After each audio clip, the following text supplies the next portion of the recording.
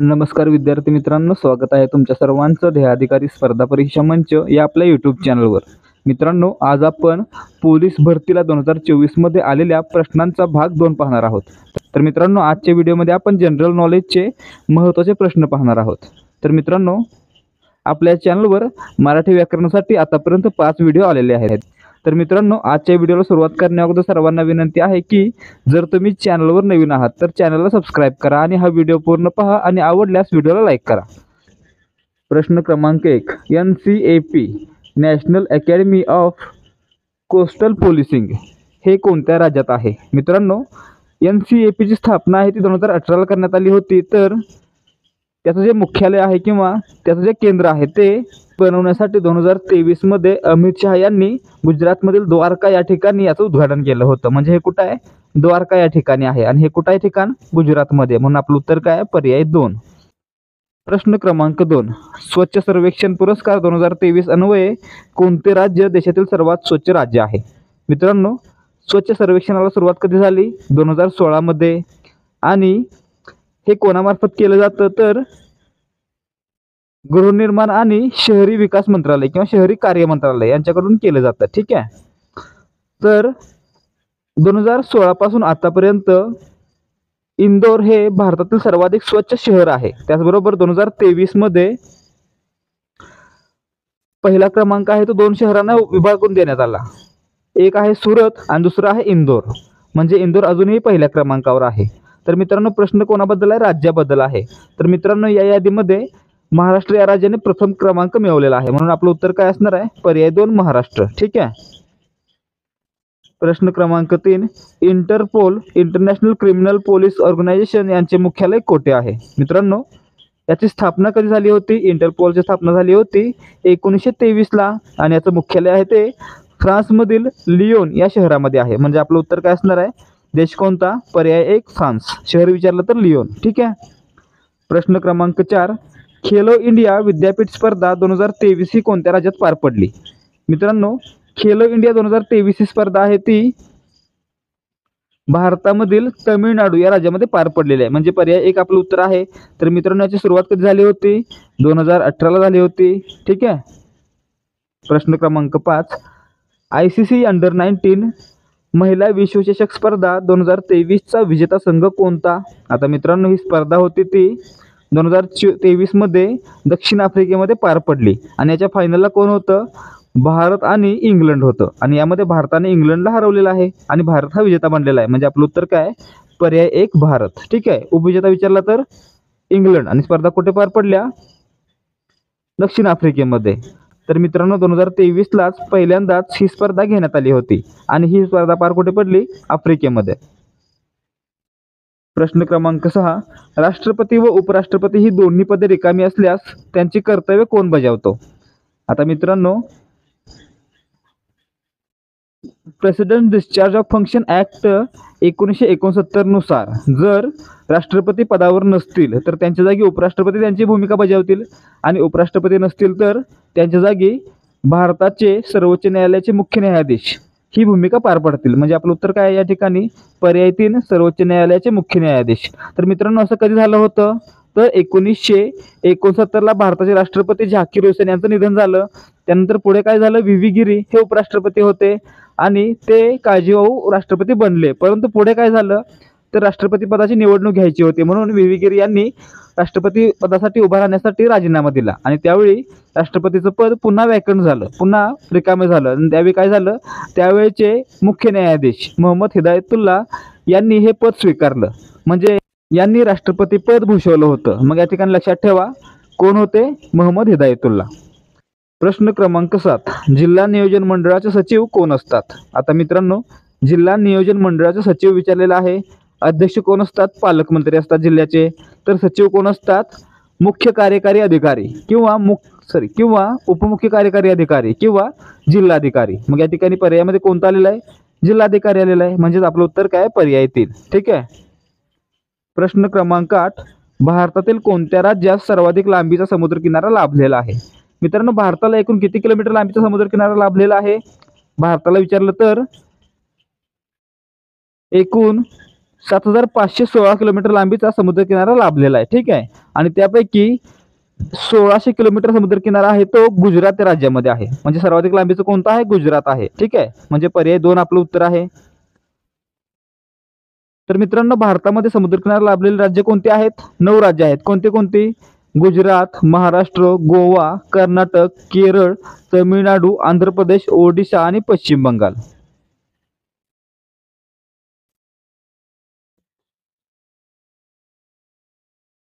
ठीक आहे. प्रश्न क्रमांक 9, मिझोरम राज्याची राजधानी कोणती? आता मित्रांनो, मिझोरमची राजधानी आपल्याला माहित असली पाहिजे. काय आहे? ऐझवाल आहे. ठीक आहे. म्हणजे पर्याय 2 आपलं उत्तर आहे. तर मित्रांनो, मिझोरम कोणत्या राज्यांपैकी आहे? तर 7 सिस्टर्स पैकी आहे. ठीक आहे. मग त्या इतर 6 राज्यांच्या राजधानी देखील आपल्याला माहित असल्या पाहिजेत. कोणत्या कोणत्या आहेत? आसामची दिसपूर, अरुणाचल प्रदेशची इटानगर, मेघालयची शिलाँग, त्याचबरोबर मणिपूरची इम्फाळ, नागालँडची कोहिमा आणि त्रिपुराची अगरतळा. ठीक आहे. मित्रांनो, हा प्रश्न आहे असा आपण आपल्या प्रश्नपत्रिका सिरीजमध्ये पाहिलेला आहे आणि बरेचसे प्रश्न आपण पाहिलेले होते. ते आहे असे विविध जिल्ह्यांच्या प्रश्नपत्रिकांमध्ये आलेले आहेत. त्यामुळे जर तुम्हाला सराव प्रश्नपत्रिका संच घ्यायचा असेल तर त्याबद्दल पुढे माहिती सांगितली जाईल. प्रश्न क्रमांक 10, खालीलपैकी कोणता देश सार्क संघटनेचा सदस्य आहे? मित्रांनो, सार्क म्हणजे काय? South Asian association for regional cooperation, म्हणजे दक्षिण आशियामधील एक संघटना आहे आणि यामध्ये एकूण 8 देश आहेत. ठीक आहे. 8 देश कोणते कोणते? अफगाणिस्तान, बांगलादेश, भूतान, भारत, मालदीव, नेपाळ, पाकिस्तान आणि श्रीलंका. तर मित्रांनो, या ठिकाणी पहा कोण आलेला आहे? मालदीव आलेला आहे. म्हणजे पर्याय 2 आपलं उत्तर आहे. मालदीव हा सार्क संघटनेचा सदस्य आहे. ठीक आहे. तर मित्रांनो, याची स्थापना कधी झाली होती? सार्कची स्थापना झाली 8 डिसेंबर 1985 आणि याचं मुख्यालय कुठे आहे? तर नेपाळमधील काठमांडू या ठिकाणी. प्रश्न क्रमांक 11, FIR चा फुल फॉर्म काय आहे? मित्रांनो, मागच्या व्हिडिओमध्ये प्रश्न झालेला आहे परंतु रिपीट झाला म्हणून डबल घेतलेला आहे. FIR चा फुल फॉर्म काय असतो? फर्स्ट इन्फॉर्मेशन रिपोर्ट, म्हणजेच पर्याय 2. प्रश्न क्रमांक 12, CCTNS च्या प्रणालीचे पूर्ण नाव काय आहे? मित्रांनो, CCTNS प्रणाली आहे ती पोलीस खात्यामध्ये वापरली जाते आणि कशासाठी? तर गुन्हेगारांना ट्रॅक करण्यासाठी. मग या ठिकाणी याचा फुल फॉर्म काय आहे? Crime and criminal tracking network system. ठीक आहे. म्हणजे पर्याय 2. प्रश्न क्रमांक 13, पांढरे सोने कशाला म्हणतात? आपल्या सर्व शेतकरी मित्रांचा आवडता प्रश्न म्हणा, कारण पांढरे सोने म्हणजे काय? कापूस. म्हणजेच पर्याय 3 आपलं उत्तर आहे. प्रश्न क्रमांक 14, पाण्याच्या कोणत्या पद्धतीत सर्वाधिक पाण्याची बचत होते? आता मित्रांनो, तुषार सिंचन म्हणजे काय? कारंजे उडतात. आळे सिस्टीम, यामध्ये आळं करून त्यामध्ये पाणी ओतलं जातं. त्याचबरोबर ठिबक सिस्टम म्हणजे काय? यामध्ये पाईपद्वारे एक एक थेंब प्रत्येक झाडाच्या मुळाशी सोडला जातो. आणि चौथा, पृष्ठभागावरून प्रवाही पद्धतीनं, म्हणजे आपण काय करतो? सऱ्या पाडतो आणि त्यातून पाणी सोडतो. मग या ठिकाणी सर्वाधिक बचत कुठे होणार आहे? ठिबक सिंचनामध्ये, कारण त्या झाडाला आवश्यक पाणी फक्त एका थेंबाद्वारे त्या झाडाला मिळणार आहे. म्हणून या ठिकाणी पर्याय 3 आपलं उत्तर आहे. प्रश्न क्रमांक 15, महाराष्ट्रामध्ये सर्वाधिक पाऊस पडणारे आंबोली हे ठिकाण टिंबटिंब जिल्ह्यात आहे. आता मित्रांनो, महाराष्ट्रामध्ये सर्वाधिक पाऊस कुठे पडतो? आंबोलीला पडतो. आणि आंबोली कुठे आहे? सिंधुदुर्ग जिल्ह्यामध्ये आहे. म्हणजे आपलं उत्तर काय? पर्याय 4 सिंधुदुर्ग. ठीक आहे. पुढे जाऊन प्रश्न काय विचारला जाईल? सिंधुदुर्ग जिल्ह्यातील कोणत्या तालुक्यात आहे? तालुका कोणता? सावंतवाडी. ठीक आहे. तर मित्रांनो, याउलट आणखी एक प्रश्न येणार आहे. कोणता? तर भारतातील किंवा जगातील सर्वाधिक पर्जन्याचं पावसाचं ठिकाण कुठे आहे? तर मित्रांनो, हे मेघालयमध्ये मौसिनराम हे असणार आहे. ठीक आहे. राज्य कोणतं? मेघालय. ठिकाणाचं नाव मौसिनराम. प्रश्न क्रमांक 16, 2020 मध्ये महाराष्ट्रात समुद्रकिनारी आलेल्या चक्रीवादळाचे नाव काय? आता मित्रांनो, 2020 मध्ये महाराष्ट्रामध्ये आलेल्या चक्रीवादळाचं नाव काय होतं? निसर्ग. म्हणजे पर्याय 1 आपलं उत्तर आहे. ताऊक्ते कधी आला? ताऊक्ते मित्रांनो 2021 महाराष्ट्र आणि गुजरात दोन्ही राज्यांच्या किनाऱ्यावर आलं होतं. गुलाब कुठे आलेला होता? तर आंध्र प्रदेशच्या आणि पूर्व किनारपट्टीवर. ठीक आहे. प्रश्न क्रमांक 17, मराठवाडा विभागातील खालीलपैकी कोणता जिल्हा येत नाही? आता मित्रांनो, मराठवाड्यामध्ये एकूण किती जिल्हे आहेत? या अगोदर काय पाहायचं आहे? महाराष्ट्रामध्ये एकूण किती प्रादेशिक विभाग आहेत? महाराष्ट्रामध्ये एकूण 5 प्रादेशिक विभाग आहेत. कोणते कोणते? कोकण, पश्चिम महाराष्ट्र, मराठवाडा, उत्तर महाराष्ट्र किंवा खानदेश आणि विदर्भ. हे 5 विभाग आहेत. तर यामध्ये पहा, कोकणामध्ये 7 जिल्हे आहेत, पश्चिम महाराष्ट्रामध्ये 7 जिल्हे आहेत, मराठवाड्यामध्ये 8 आहेत, खानदेशामध्ये 3 आणि विदर्भामध्ये 11. मग या ठिकाणी 2 प्रश्न निर्माण झाले. कोणते? सर्वाधिक जिल्हे असणारा प्रादेशिक विभाग कोणता? विदर्भ. आणि सर्वात कमी असलेला खानदेश. तर मित्रांनो, आपल्याकडे प्रश्न काय आहे की मराठवाडा विभागात नसलेला जिल्हा कोणता? तर या ठिकाणी पहा, मराठवाड्यात 8 जिल्हे आहेत. कोणते कोणते? छत्रपती संभाजीनगर, जालना, परभणी, हिंगोली, नांदेड, बीड, उस्मानाबाद आणि लातूर, म्हणजे धाराशिव आणि लातूर. मग या ठिकाणी कोणता नाही आलेला आहे? वाशिम आलेला नाही. कारण वाशिम कुठे आहे मित्रांनो? विदर्भामध्ये आहे. म्हणून या ठिकाणी आपलं उत्तर काय असणार आहे? पर्याय क्रमांक 3, वाशिम हा जिल्हा मराठवाडा विभागात येत नाही. प्रश्न क्रमांक 18, भारतातील कुठल्या शहरास टायगर कॅपिटल ऑफ इंडिया म्हणून ओळखले जाते? आता मित्रांनो, नागपूरमध्ये काय आहे? पेंच राष्ट्रीय उद्यान आहे, ज्या ठिकाणी पेंच व्याघ्र प्रकल्प आहे. म्हणून याला काय म्हटलं जातं? टायगर कॅपिटल ऑफ इंडिया म्हटलं जातं. म्हणजे पर्याय 3 आपलं उत्तर आहे. प्रश्न क्रमांक 19, महाराष्ट्राचा राज्यवृक्ष कोणता आहे? बाळांनो, महाराष्ट्राचा राज्यवृक्ष कोणता आहे? आंबा आहे. ठीक आहे, लक्षात ठेवा. पर्याय 4. प्रश्न क्रमांक 20, हुजूर साहेब गुरुद्वारा कोणत्या शहरात आहे? मित्रांनो, हुजूर साहेब गुरुद्वारा आहे ती शिखांच्या 5 तख्तांपैकी एक आहे. शिखांची जी 5 तख्त आहे त्यापैकी एक आहे. आणि या ठिकाणी शिखांचे 10वे गुरु, गुरु गोविंद सिंग यांची समाधी देखील आहे. आणि हे ठिकाण कुठे आहे? तर महाराष्ट्रातील नांदेडमध्ये आहे. म्हणजे आपलं उत्तर काय? पर्याय 1, नांदेड. ठीक आहे. प्रश्न क्रमांक 21, ताडोबा अंधारी व्याघ्र प्रकल्प खालीलपैकी कोणत्या जिल्ह्यात आहे? मित्रांनो, ताडोबा म्हटलं की काय? चंद्रपूर. म्हणजेच पर्याय 1 आपलं उत्तर आहे. याची स्थापना कधी झाली? 1955ला स्थापना झाली. काय म्हणून? तर राष्ट्रीय उद्यान म्हणून. परंतु त्याचा व्याघ्र प्रकल्प कधी झाला मग? तर पुढे 1986ला याचं रूपांतर व्याघ्र प्रकल्पामध्ये करण्यात आलेलं आहे. ठीक आहे. प्रश्न क्रमांक 22, WHO ही संस्था कशाशी संबंधित आहे? आता मित्रांनो, WHO फुल फॉर्म काय? World health organization. आणि हेल्थ म्हणजे काय? आरोग्य. म्हणजेच पर्याय 1 आपलं उत्तर आहे. याची स्थापना कधी झाली? 7 एप्रिल 1948. मुख्यालय कुठे आहे? स्वित्झर्लंडमधील जिनिव्हा या ठिकाणी. प्रश्न क्रमांक 23, मिश्र अर्थव्यवस्था म्हणजे काय? मित्रांनो, ज्या अर्थव्यवस्थेमध्ये सार्वजनिक म्हणजेच समाजवादी अर्थव्यवस्था आणि खाजगी अर्थव्यवस्था म्हणजे भांडवलशाही अर्थव्यवस्था दोन्हींचा मेळ साधलेला असतो, त्याला काय म्हणायचं? मिश्र अर्थव्यवस्था म्हणायचं. कोणत्या कोणत्या? समाजवादी आणि भांडवली. ठीक आहे. म्हणजे या ठिकाणी आपलं उत्तर काय? पर्याय 3, सार्वजनिक व खाजगी क्षेत्रातील उद्योगांना समान वाव असणे. ठीक आहे. प्रश्न क्रमांक 24, मधुबनी लोकचित्रकला प्रकार कोणत्या राज्यात प्रसिद्ध आहे? मित्रांनो, मधुबनी हा बिहारमधील एक जिल्हा आहे. म्हणजे या ठिकाणी आपलं उत्तर काय असणार आहे? मधुबनी चित्रकला कुठे प्रसिद्ध आहे? बिहारमध्ये आहे. ठीक आहे. प्रश्न क्रमांक 25, ब्रिटनचे पंतप्रधान यांचे नाव काय? आता मित्रांनो, जुन्या पंतप्रधानांचं नाव काय होतं? ऋषी सुनक, जे भारतीय वंशाचे होते. परंतु सध्या कियर स्टारमर यांनी त्यांची जागा घेतलेली आहे. म्हणून आपलं उत्तर काय असणार आहे? पर्याय 2, कियर स्टारमर हे ब्रिटनचे सध्याचे पंतप्रधान आहेत. प्रश्न क्रमांक 26, गगनयान मिशनच्या संदर्भात खालील विधाने लक्षात घ्या. मित्रांनो, यापैकी कोणतं विधान चुकीचं आहे ते सांगायचं आहे. ठीक आहे. तर या ठिकाणी पहा, ही भारताची पहिली मानवयुक्त अंतराळ मोहीम आहे. बरोबर आहे. मिशन लो अर्थ ऑर्बिटमध्ये ठेवले जाईल, हे देखील बरोबर आहे. जास्त लांब नेणार नाही आहेत, फक्त अंतराळात नेणार आहेत आणि मग परत आणणार आहेत. ठीक आहे. चौथं पहा, या मोहिमेच्या यशामुळे USA, रशिया आणि चीन नंतर मानवाला अंतराळात पाठवणारा भारत हा 4था देश बनेल, हे देखील बरोबर आहे. मग चुकलेलं काय आहे?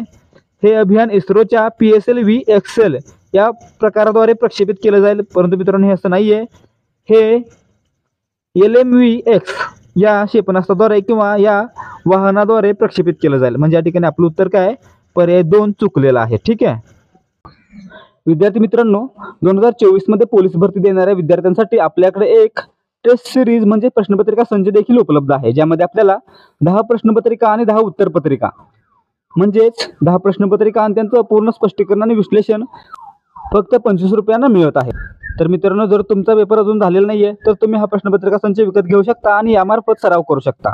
यामधील बरेचसे प्रश्न IAS आलेले आहेत, तर मराठी गणित बुद्धिमत्ता या विषयावरील प्रश्न आहेत ते याच पॅटर्नवर आलेले आहेत. त्यामुळे जर तुम्ही हा प्रश्नसंच विकत घेतला तर तुम्हाला नक्की फायदा होईल.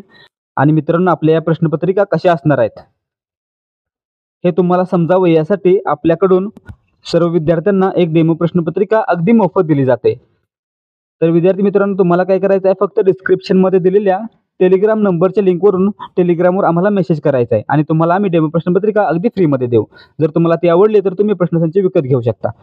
प्रश्न क्रमांक 27, अचंता शरद कमल हे कोणत्या खेळाशी संबंधित आहे? बाळांनो, हे नाव लक्षात ठेवा, कारण 2024च्या ऑलिम्पिक स्पर्धामध्ये म्हणजे पॅरिस ऑलिम्पिकमध्ये भारताचे ध्वजवाहक 2 व्यक्ती होत्या. कोण? एक पहिली होती PV सिंधू आणि दुसरा होता अचंता शरद कमल. ठीक आहे. आणि हा भारताचा टेबल टेनिस खेळाडू आहे. म्हणजे आपलं उत्तर काय? पर्याय 3 टेबल टेनिस. प्रश्न क्रमांक 28, RTI कायदा 2005 अंतर्गत खालीलपैकी कोणती माहिती दिली जाऊ शकते? आता मित्रांनो, ज्या माहितीने न्यायालयाचा अवमान होईल ही माहिती दिली जाणार नाहीये.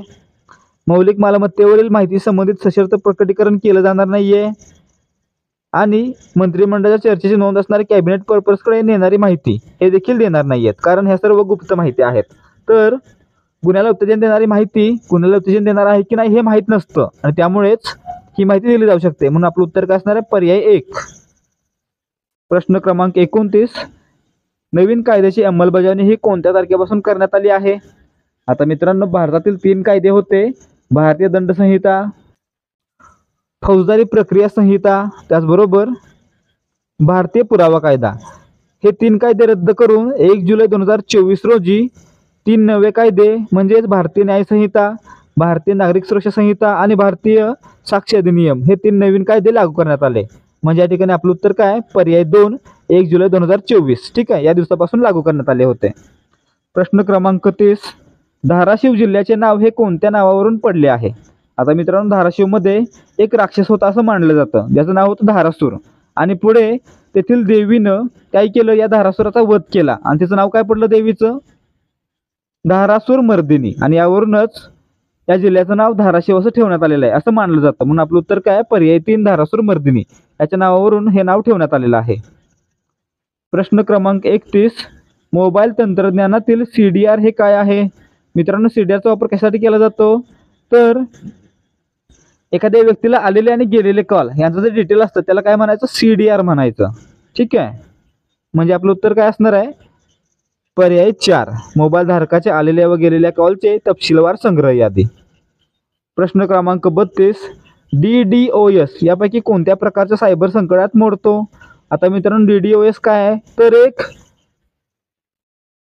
सायबर अटॅक आहे, ज्यामुळे काय केलं जातं? जो होस्ट आहे किंवा जो सर्व्हर आहे त्यालाच डायरेक्ट डाऊन केलं जातं आणि त्यामुळे काय होतं? संगणकीय जाळं विस्कटतं. त्यामुळेच या ठिकाणी आपलं उत्तर काय असणार आहे? हा काय आहे? संगणकीय जाळ्यावरील हल्ला म्हणजेच पर्याय 2. प्रश्न क्रमांक 33, भारतातर्फे पहिली महिला ऑलिम्पिक पदक विजेती खेळाडू कोण आहे? मित्रांनो, महत्त्वाचा प्रश्न आहे. का महत्त्वाचा आहे? कारण पहिली महिला खेळाडू विचारलेला आहे. ठीक आहे. 2024 मध्ये विचारलं तर मनू भाकर, हो ना. परंतु पहिली विचारलं तर काय असणार आहे? जर पहिली विचारलं तर भारताची वेट लिफ्टर कोण? कर्णम मल्लेश्वरी म्हणजे के मल्लेश्वरी.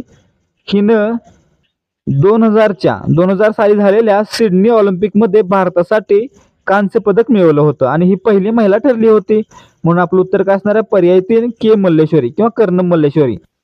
तर मित्रांनो, यांना 1994ला अर्जुन पुरस्कार, 1995ला राजीव गांधी खेलरत्न पुरस्कार आणि 1999ला पद्मश्री पुरस्कार मिळालेले आहेत. प्रश्न क्रमांक 34, आचारसंहिता भंगाच्या तक्रारी देण्यासाठी निवडणूक आयोगाने खालीलपैकी कोणते ॲप नागरिकांकरता उपलब्ध करून दिले आहे? आता मित्रांनो, या ठिकाणी पहा, हा प्रश्न मागच्या व्हिडिओमध्ये देखील पाहिलेला होता, परंतु हा रिपीट झाला आहे कारण आपण आज दुसऱ्या जिल्ह्याचे प्रश्न घेतलेले आहेत.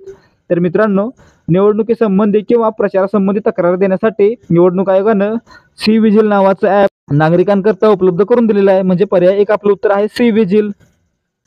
प्रश्न क्रमांक 35, भारताची राजमुद्रा खालीलपैकी कोणत्या ठिकाणावरील अशोक स्तंभावरून घेण्यात आली आहे? तर मित्रांनो, भारताची राजमुद्रा आहे ती सारनाथ येथील अशोक स्तंभावरून घेण्यात आलेली आहे. म्हणून आपलं उत्तर काय असणार आहे? पर्याय 1 सारनाथ. प्रश्न क्रमांक 36, the rise of Maratha power या ग्रंथाचे लेखक कोण आहेत? मित्रांनो, हा ग्रंथ लिहिलेला आहे न्यायमूर्ती महादेव गोविंद रानडे यांनी. म्हणजे आपलं उत्तर काय आहे? पर्याय 1 न्यायमूर्ती रानडे. ठीक आहे. प्रश्न क्रमांक 37, आनंदवन संस्थेची स्थापना कोणी केली? मित्रांनो, आनंदवन संस्थेची स्थापना आहे ती चंद्रपूरमध्ये वरोरा या गावाजवळ 1948 साली बाबा आमटे यांनी केली होती. म्हणजे पर्याय 4 आपलं उत्तर आहे बाबा आमटे. प्रश्न क्रमांक 38, पोलीस पाटील यांची नेमणूक कोण करतात? मित्रांनो, पोलीस पाटील यांची नेमणूक जिल्हाधिकारी किंवा उपजिल्हाधिकारी करतात. ठीक आहे. पर्याय 3 आपलं उत्तर आहे. तर मित्रांनो, जिल्हाधिकाऱ्यांना हा अधिकार इतरांना देण्याचा अधिकार आहे. ठीक आहे. याबद्दल माहिती कुठे आहे? ग्राम पोलीस अधिनियमामध्ये आहे. ठीक आहे. प्रश्न क्रमांक 39, भारतीय घटनेच्या कोणत्या कलमानुसार भारतात निवडणूक आयोगाची रचना करण्यात आली आहे? मित्रांनो, भारतामध्ये राज्यसभा, लोकसभा आणि राज्यांच्या विधानसभा आणि विधान परिषद यांच्या निवडणुका घेण्यासाठी भारतीय राज्यघटनेच्या कलम 324 अन्वये केंद्रीय निवडणूक आयोगाची स्थापना केलेली आहे. म्हणजे पर्याय 2 आपलं उत्तर आहे. त्याचबरोबर भारतीय राज्यघटनेच्याच कलम 243 ZA आणि 243 K नुसार राज्य निवडणूक आयोगाची स्थापना स्थानिक स्वराज्य संस्थांच्या निवडणुका घेण्यासाठी करण्यात आलेली आहे. ठीक आहे. यावर देखील प्रश्न येईल. स्थानिक स्वराज्य संस्थांच्या निवडणुका कोण घेतं? राज्य निवडणूक आयोग. ठीक आहे. प्रश्न क्रमांक 40, राष्ट्रीय मतदार दिवस कोणत्या दिवशी साजरा केला जातो? मित्रांनो, 2011 पासून दरवर्षी 25 जानेवारी हा दिवस भारतामध्ये राष्ट्रीय मतदार दिवस म्हणून साजरा केला जातो. ठीक आहे. म्हणजे पर्याय 2 आपलं उत्तर आहे. प्रश्न क्रमांक 41, बेकायदेशीर अटक व स्थानबद्धता यापासून संरक्षणासाठी सर्वोच्च न्यायालयाकडे कोणत्या घटनात्मक तरतुदीनुसार दाद मागता येते? आता मित्रांनो, भारतीय राज्यघटनेच्या कलम 32 मध्ये आणि कलम 226 मध्ये काय आहेत? रीट आहेत. म्हणजे काय? तर आपल्या मूलभूत हक्कांचं जर हनन झालं, मूलभूत हक्क चिरडून टाकण्याचा प्रयत्न केला गेला, तर त्यावेळी आपण कलम 32 आणि कलम 226 अन्वये त्याविरोधात न्यायालयाकडे दाद मागू शकतो. ठीक आहे. तर मित्रांनो, कलम 32 आणि 226 मध्ये 5 रीट आहेत. कोणत्या कोणत्या? बंदी प्रात्यक्षिकरण, परमादेश, सर्शिओररी, को वॉरंटो आणि प्रोहिबिशन. ठीक आहे. तर मित्रांनो, या ठिकाणी जर तुम्हाला किंवा तुमच्या कोणत्या नातेवाईकाला कोणीतरी चुकीच्या पद्धतीनं स्थानबद्ध करून ठेवलं किंवा अटक करून ठेवलं आणि न्यायालयासमोर हजर नाही केलं, तर त्यावेळी आपण हेबियस कॉर्पस म्हणजे काय? सदैव हजर करण्यासाठी याचिका दाखल करू शकतो. म्हणजे आपलं उत्तर काय असणार आहे? पर्याय 4 हेबियस कॉर्पस. ठीक आहे. ज्यांनी कोणी जय भीम सिनेमा पाहिला असेल त्यांना याबद्दल माहिती असेल. प्रश्न क्रमांक 42, भारतीय राज्यघटनेतील 8वे परिशिष्ट खालीलपैकी कोणत्या बाबीशी संबंधित आहे? मित्रांनो, भारतीय राज्यघटनेमध्ये एकूण किती परिशिष्ट आहेत? भारतीय राज्यघटनेमध्ये एकूण 12 परिशिष्ट आहेत. ठीक आहे. 8वं आहे ते देशाच्या अधिकृत भाषेसंबंधी आहे. म्हणजे आपलं उत्तर काय असणार आहे? पर्याय 2 राजभाषा. यामध्ये एकूण 22 भाषा आहेत. ठीक आहे. तर मित्रांनो, केंद्र व राज्य सरकार यांच्या जबाबदाऱ्या म्हणजे काय? केंद्र सूची आणि राज्य सूची ह्या कुठे आहेत? परिशिष्ट 7 मध्ये आहेत. त्याचबरोबर पंचायत राज कुठे आलं? ग्रामीण पंचायत राज परिशिष्ट 11 मध्ये आणि महापालिका म्हणजे शहरी पंचायत राज किंवा शहरी स्थानिक स्वराज्य संस्था कुठे आहेत? परिशिष्ट 12 मध्ये. पूर्ण माहिती घ्या 12 परिशिष्टांबद्दल. ठीक आहे. प्रश्न क्रमांक 43, सध्याची लोकसभा कितवी आहे? मित्रांनो, सध्याची कितवी लोकसभा आहे? आपण किती वेळा प्रश्न पाहिला हा? सध्याची लोकसभा आहे ती 18वी लोकसभा आहे आणि याचे अध्यक्ष कोण बनलेले आहेत? ओम बिर्ला. ठीक आहे. पर्याय 4 आपलं उत्तर आहे. प्रश्न क्रमांक 44, डॉक्टर बाबासाहेब आंबेडकर यांनी संविधानाच्या कोणत्या कलमास भारतीय संविधानाचा आत्मा म्हटलं आहे? आता मित्रांनो, जर आपल्या मूलभूत हक्कांचं हनन केलं गेलं किंवा ते आपल्याकडून हिरावून घेण्याचा प्रयत्न केला गेला, तर त्यावेळी आपण कलम 32 अन्वये न्यायालयाकडे दाद मागू शकतो. म्हणजे याला काय म्हटलं गेलेलं आहे? घटनात्मक उपाययोजनांचा अधिकार. आणि याच कलमाला डॉक्टर बाबासाहेब आंबेडकर काय म्हणतात? तर भारतीय राज्यघटनेचा आत्मा म्हणतात. म्हणजे आपलं उत्तर काय असणार आहे? कलम कोणतं? कलम 32. पर्याय 4 आपलं उत्तर आहे. प्रश्न क्रमांक 45, पृथ्वीच्या कोणत्या भागावर वस्तूचे वजन सर्वात जास्त असते? आता मित्रांनो, वजन म्हणजे काय असतं? तर अर्थात पृथ्वी आपल्याकडे वस्तूंना खेचत असते. म्हणजे काय? गुरुत्वाकर्षण बलाद्वारे पृथ्वी आपल्याकडे वस्तूंना खेचते आणि त्यामुळेच वस्तूचं वजन ठरतं. मग या ठिकाणी ज्या ठिकाणी गुरुत्वाकर्षण कमी असेल त्या ठिकाणी वजन कमी असेल, ज्या ठिकाणी गुरुत्वाकर्षण जास्त असेल त्या ठिकाणी वजन जास्त असेल. मग या ठिकाणी पहा, पृथ्वीवर कोणत्या ठिकाणी सर्वाधिक गुरुत्वाकर्षण असतं, तर ते असतं ध्रुवावर म्हणजे पोल्सवर. म्हणून या ठिकाणी आपण काय म्हणू शकतो की ध्रुवावर सर्वाधिक गुरुत्वाकर्षण असल्यामुळे त्या ठिकाणीच एखाद्या वस्तूचं वजन सर्वाधिक भरेल. ठीक आहे, त्या ठिकाणीच एखाद्या वस्तूचं वजन सर्वाधिक भरेल. म्हणजे आपलं उत्तर काय असणार आहे, पृथ्वीच्या ध्रुवावर. ठीक आहे, पर्याय 1 आपलं उत्तर आहे. प्रश्न क्रमांक 46, धाराशिव जिल्ह्यात एकूण किती तालुके आहेत? आता मित्रांनो, प्रश्न धाराशिव जिल्ह्याबद्दल आहे. तुम्हाला काय करायचं आहे, तुमच्या जिल्ह्याबद्दल माहिती घ्यायची आहे. किती तालुके आहेत, किती मतदारसंघ आहेत, किती आमदार आहेत, किती खासदार आहेत. ठीक आहे, मग या ठिकाणी पहा, धाराशिव जिल्ह्यामध्ये एकूण 8 तालुके आहेत. म्हणून आपलं उत्तर काय असणार आहे, पर्याय 2. तुमच्या जिल्ह्याबद्दल माहिती घ्या. प्रश्न क्रमांक 47, मराठवाडा मुक्तीसंग्राम दिन कोणत्या दिवशी साजरा केला जातो? आता मित्रांनो, भारत स्वतंत्र झाला कधी, 1947ला. आणि त्यावेळी सर्व संस्थानं भारतामध्ये आले होते का? नव्हते आली. त्यापैकी एक संस्थान होतं हैदराबाद. या ठिकाणी निजामाचं वर्चस्व होतं. मग त्यावेळी निजामाला भारतामध्ये येण्यासाठी सरदार पटेलांनी काय केलं, तर या ठिकाणी ऑपरेशन पोलो राबवलं. आणि त्यामुळे 17 सप्टेंबर 1948ला हैदराबाद भारतामध्ये आलं. आणि मित्रांनो, त्यावेळी मराठवाडा होता तो देखील हैदराबादचा भाग होता. म्हणून या ठिकाणी आपण काय म्हणतो, हैदराबाद मुक्तीसंग्राम दिन म्हणजेच मराठवाडा मुक्तीसंग्राम दिन. कधी? 17 सप्टेंबर. ठीक आहे, म्हणजे पर्याय 1 आपलं उत्तर आहे. प्रश्न क्रमांक 48, किल्लारी भूकंप कोणत्या साली झाला होता? मित्रांनो, किल्लारी भूकंप आहे तो 1993ला झाला होता. आणि कुठे झाला होता? जिल्हा कोणता होता? लातूर जिल्हा होता. ठीक आहे, म्हणून याला लातूरचा भूकंप असं देखील म्हटलं जातं किंवा किल्लारी भूकंप म्हटलं जातं. म्हणजे आपलं उत्तर काय असणार आहे, पर्याय 1 1993. प्रश्न क्रमांक 49, धाराशिव जिल्ह्याचे खालीलपैकी भौगोलिक मानांकन GI टॅग कोणते आहे? आता मित्रांनो, प्रश्न थोडा चुकलेला आहे असं म्हणा. कुंतलगिरी खवा आणि तुळजापूरची कवडीमाळ हे दोन्ही GI टॅग आहेत ते धाराशिवला मिळालेले आहेत. म्हणजे या ठिकाणी हे दोन्ही उत्तर असतील. ठीक आहे, तर मित्रांनो, हा प्रश्न रद्द होणार आहे. तरी पण का घेतला? कारण तुम्हाला तुमच्या जिल्ह्याला मिळालेले GI टॅग पाहायचे आहेत. ठीक आहे, पाहून घ्या. प्रश्न क्रमांक 50, धाराशिव ते सोलापूर यांना जोडणारी राष्ट्रीय महामार्ग कोणता आहे? प्रश्न क्रमांक 50, धाराशिव ते सोलापूर यांना जोडणारा राष्ट्रीय महामार्ग कोणता आहे? आता मित्रांनो, धाराशिव ते सोलापूर या 2 ठिकाणांना जोडणारा राष्ट्रीय महामार्ग आहे क्रमांक 52. म्हणजेच पर्याय 2 आपलं उत्तर आहे. तर मित्रांनो, हा कुठून सुरू होतो? हा सुरू होतो पंजाबमधील संगरूर या ठिकाणापासून आणि संपतो कुठं? संपतो कर्नाटकमधील अकोला या ठिकाणी. ठीक आहे, तर हा महाराष्ट्रातील धुळे, छत्रपती संभाजीनगर, बीड, धाराशिव, तुळजापूर आणि सोलापूर या मार्गे विजापूरकडे निघून जातो. ठीक आहे विद्यार्थी मित्रांनो, आजसाठी फक्त एवढंच. हे होते आजचे सामान्य ज्ञान म्हणजे GKचे 50 प्रश्न. जर तुम्हाला हे प्रश्न आवडले असतील, प्रश्नांची माहिती समजली असेल, तर व्हिडिओला लाईक करा. त्याचबरोबर आपल्या मित्रमैत्रिणींसोबत हा व्हिडिओ शेअर करा. तसेच याच प्रकारचे आणखी व्हिडिओ पाहून स्पर्धा परीक्षांचा आणि पोलीस भरतीचा सराव करण्यासाठी देहाधिकारी स्पर्धा परीक्षा मंच या आपल्या YouTube चॅनलला सबस्क्राईब करा. त्याचबरोबर चॅनलवर अपलोड करण्यात आलेले व्हिडिओ आणि इतर माहिती तुमच्यापर्यंत वेळेवर पोहोचावी यासाठी बेल आयकॉनवर क्लिक करा. सोबतच सराव प्रश्न सोडवण्यासाठी आणि सर्व अपडेट्सच्या PDF मिळवण्यासाठी टेलिग्राम चॅनल देखील जॉईन करा. टेलिग्राम चॅनलची लिंक डिस्क्रिप्शनमध्ये दिलेली आहे. चला तर मग भेटूया या सिरीजच्या पुढच्या भागामध्ये. जय हिंद, जय महाराष्ट्र.